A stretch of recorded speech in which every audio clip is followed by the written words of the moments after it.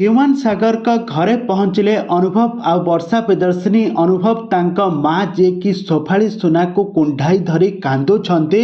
ଆଉ ଏସବୁ ଦେଖିଲେ ଆପଣମାନଙ୍କ ଛାତିରେ ଲୁହ ରହିବ ନାହିଁ।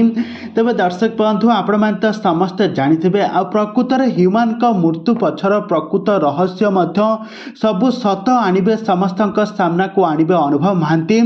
ଏଇଟା ସମସ୍ତଙ୍କ ସାମ୍ନାରେ ତାଙ୍କର କଥା ସେ ବଚନ ଦେଇଛନ୍ତି। ତେବେ ଦର୍ଶକ ବନ୍ଧୁ, ଆପଣମାନେ ତ ସମସ୍ତେ ଜାଣିଥିବେ ହ୍ୟୁମାନ ସାଗରଙ୍କ ମୃତ୍ୟୁକୁ ବର୍ତ୍ତମାନ ସମୟରେ 20 ଦିନର ସମୟ ପୂରିଗଲାଣି।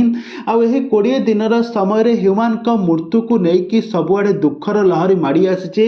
ଆଉ ଆଜି ତାଙ୍କ ଜନ୍ମସ୍ଥାନ ଟିଟଲାଗଡ଼ରେ ଗୋଟେ ଶ୍ରଦ୍ଧାଞ୍ଜଳି ଅର୍ପଣ କରିବାର ଗୋଟେ ପ୍ରୋଗ୍ରାମ ମଧ୍ୟ ରହିଛି। ସମସ୍ତେ ସେଠି ଏକଜୁଟ ହୋଇ ହ୍ୟୁମାନଙ୍କୁ ଶ୍ରଦ୍ଧାଞ୍ଜଳି ଅର୍ପଣ କରିଛନ୍ତି। ଅନୁଭବ ମହାନ୍ତି ତାଙ୍କ ସମାଧି ପାଖରେ ଫୁଲ ଅର୍ପଣ କରି ସେଠାରେ କାନ୍ଦୁଥିବାର ନଜରରେ ଆସିଛନ୍ତି।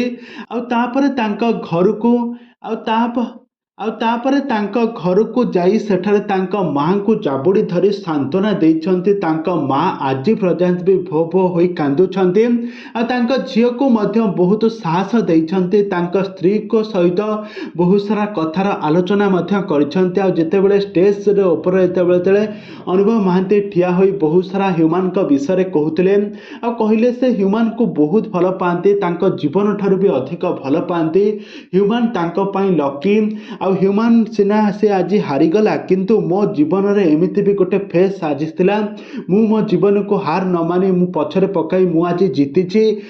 ଆଉ ତାହାପରେ ହ୍ୟୁମାନ ସାଗରଙ୍କ ଝିଅ ଏଞ୍ଜେଲକୁ ମଧ୍ୟ ବହୁତ ସାରା ସାହସ ଦେଉଥିବେ, ତାଙ୍କୁ କଥାବାର୍ତ୍ତା କରି ତାଙ୍କୁ ବହୁତ ସାରା ସାହସ ଦେଉଥିବେ ଅନୁଭବ ମହାନ୍ତି। ଆଉ ଅନୁଭବ ମହାନ୍ତି ତାଙ୍କ ମାଆକୁ କହିଛନ୍ତି କି ଓଡ଼ିଶାର ମୁଖ୍ୟମନ୍ତ୍ରୀ ମୋହନ ମାଝୀ ସାରଙ୍କ ସହିତ କଥାବାର୍ତ୍ତା ହୋଇଥିଲେ ହ୍ୟୁମାନ ସାଗରକୁ ସେ ତାଙ୍କର ଉଚିତ ନ୍ୟାୟ ମିଳିବ ଆଉ ତାର ସିବିଆଇ ତଦନ୍ତ ଆରମ୍ଭ କରିବ।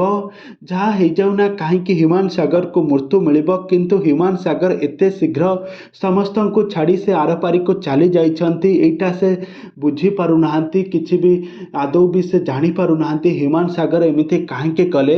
ତ ଅନୁଭବ ମହାନ୍ତି ଏବେ ବହୁତ ଦୁଃଖ ପ୍ରକାଶ କରିଛନ୍ତି। ଆଉ ତାଙ୍କ ସାରା ପରିବାର ଲୋକମାନଙ୍କୁ ସାନ୍ତ୍ୱନା ଦେବା ସହିତ ତାଙ୍କ ସହିତ ଠିଆ ହୋଇଛନ୍ତି ବୋଲି ସେ କହିଛନ୍ତି। ଆଉ ତାଙ୍କ ହ୍ୟୁମାନ ଆକାଶରେ ଅଛନ୍ତି ବୋଲି ତାଙ୍କ ଝିଅକୁ ଏଞ୍ଜେଲକୁ କହିଛନ୍ତି।